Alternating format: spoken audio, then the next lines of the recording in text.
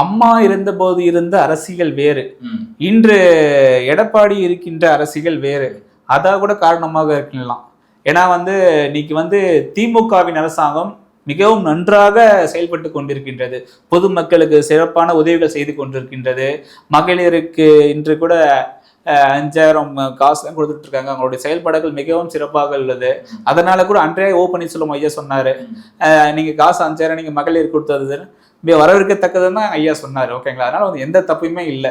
யாரு என்ன விட்டு போனாலும் எடப்பாடி ஒரு தனி மனுஷனா அந்த கட்சியை கட்டுப்பாடுக்குள்ள வச்சிருக்காருன்னு சொல்றாங்க. அதை பத்தி உங்களோட பார்வை? அதெல்லாம் எப்படி சார் ஒரு தனி கட்டுப்பாடு வச்சிருப்பாரு?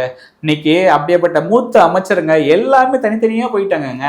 அண்ணன் செங்கோட்டையன் எடுத்துக்குங்க, தொடர்ந்து 9 முறை சட்டமன்ற உறுப்பினராக இந்த மனுஷன் யாரால போனாரு? இவரால தானே போனாரு. ஞான வைத்திலிங்கம் எடுத்துக்குங்க. இதே மாதிரி நிறைய பேர் இன்னைக்கு அதிமுக அப்படிப்பட்ட தனபாலனோட பையன் இன்னைக்கு தாவக்கையில போய் இணைஞ்சிருக்காரு. காரணம் என்ன? எடப்பாடியோட எல்லாமே சரியில்லை. Shirts and trousers.